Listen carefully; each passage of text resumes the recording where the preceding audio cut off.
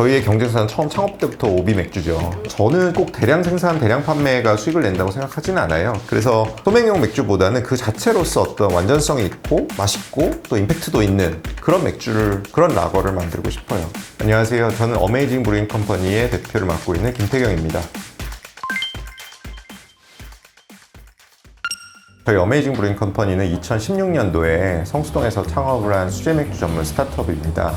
지금까지 굉장히 다양한 수제 맥주를 만들어 왔고, 그리고 최근에는 맥주 종량세 개편 이후에는 저희가 수제 맥주를 편의점으로도 유통을 하기 시작했고요. 그 이후로 다양한 수제 맥주 만들어서 납품하고 있고, 올해부터는 저희가 전통주 사업에도 진출을 해서 막걸리도 2종 출시해서 판매를 하고 있는 혁신적인 주류 제품이 많이 나오고 있는 그런 회사입니다.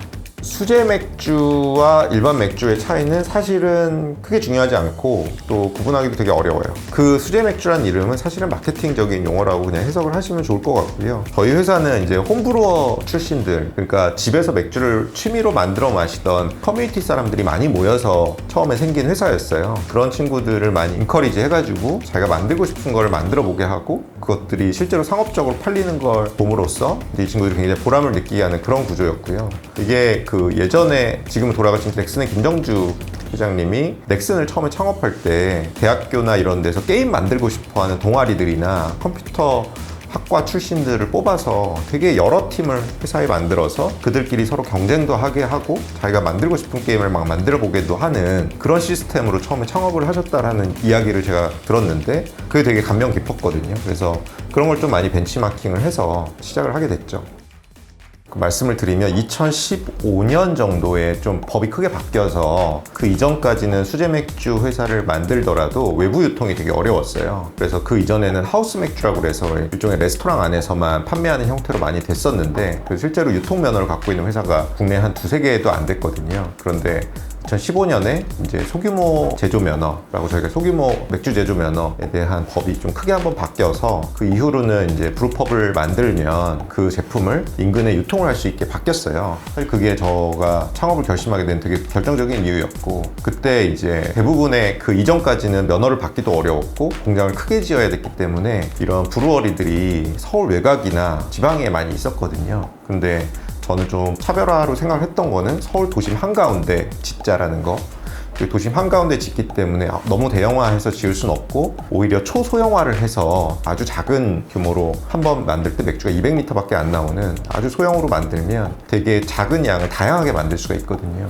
도심에 공장을 만든다라고 할 때 제일 먼저 떠오르는 곳이 성수 물레을지로였어요. 왜냐하면 그 정도 공장 건물이나 창고 건물이 100평, 200평 정도 되는 건물을 싼 임대료로 임대할 수 있는 곳이 그런 곳들이었고, 그 당시만 해도 제가 여기 처음 들었을 때 2015년 성수여서 그때는 성수의 어떤 임대료가 이렇게 비싸지 않았어요. 그래서 정말 싸게 빌릴 수 있었거든요. 그래서 처음에는 저는 이제 B2B 영업을 주로 생각을 하고, 이게 맥주 제조업체니까 조금 더 제조에 중점을 두고 성수동에서 제조장을 해서 유통을 해야지, 이렇게 생각을 했는데, 예상치 못하게 성수동이 너무 핫해지면서 이제 B2C로 강제로 전환이 되더라고요. 그래서 저희는 그때 성수점을 조금 더 이제 안테나샵이나 플래그십 스토어의 기능으로 전환을 하고, 경기도 이천에 양산형 브루어리를 지어서 성수동에서 테스트가 되어 있는 레시피를, 검증이 된 레시피를 이제 이천에서 양산을 해서 도매나 편의점으로 유통을 하는 전략으로 바꾸게 됐어요.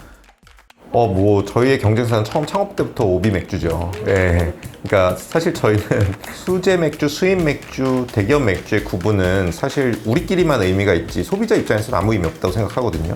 소비자 입장에서는 그냥 맛있는 맥주, 가격 대비 품질이 좋은 맥주, 그리고 내가 안 마셔본 신기한 맥주, 이런 게 훨씬 중요한 기준이지, 이거를 오비가 만들었는지 아니면 소기업이 만들었는지는 그 다음 문제라고 생각을 하거든요. 그래서 이제 처음부터 저희가 오비랑 고깃집에서 소맥으로 한번 맞짱을 뜨자, 이거는 아니고요. 저희가 뭐 가격이나 소맥용 맥주로 그들을 이길 수는 없겠죠. 저는 꼭 대량 생산, 대량 판매가 수익을 낸다고 생각하지는 않아요. 그 시대가 점점 끝나가고 있고, 점점 점점 희소성과 의미부여와 그 다음에 취향과 그런 다양성 이런 세대로 점점 MZ세대들은 옮겨가고 있다고 생각을 하거든요.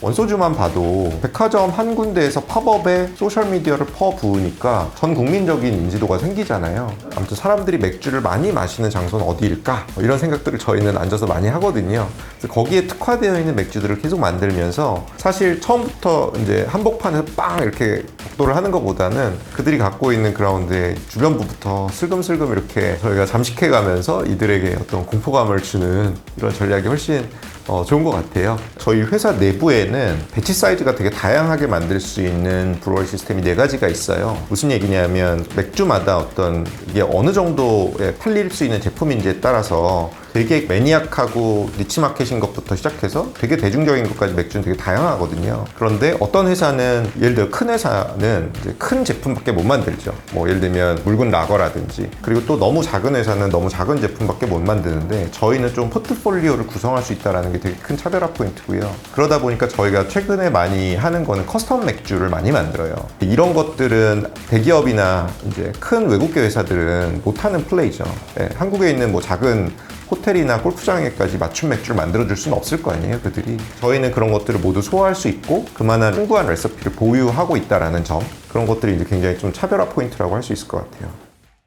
19년에서 20년이 사실 한국 맥주 상황에서 제일 중요했던 시기거든요. 그때 왜 중요했냐면 3가지 사건이 있었어요. 첫 번째는 노제팬이 터지면서 일본 맥주 불매 운동이 있었어요. 근데 한국만큼 일본 맥주를 많이 수입하는 나라는 아마 없었을 거예요. 한국 사람들 일본 맥주에 대한 리스펙트가 굉장히 컸거든요. 그런데 노제팬이라는 어떻게 보면 약간의 정치적인 이슈죠. 로 인해서 일본 맥주 판매량이 급감했던 거. 두 번째는 종량세 통과가 이제 정말 역사적인 사건인데 그 이전까지는 소형 맥주 회사가 만든 맥주는 비쌌기 때문에 세금을 더 많이 내야 했어요. 비쌀수록 더 세금을 많이 내는 게 종가세였거든요. 근데 종량세로 전환이 되면서 그냥 양에 따라서 세금을 내기 때문에 똑같이 500ml면 500ml만큼의 세금만 내면 되기 때문에 편의점에 입점을 할 수가 있게 된 거예요. 그래서 일본 맥주가 빠져준 자리에 수제 맥주가 들어갈 수 있는 여건이 생겼고 마지막으로 코로나 터지면서 사람들이 회식이 줄고 혼자 술을 마시거나 집에서 가족들과 술을 마시는 오케이전이 엄청나게 늘어나면서 본인의 취향대로 골라 마실 수 있게 된 거죠.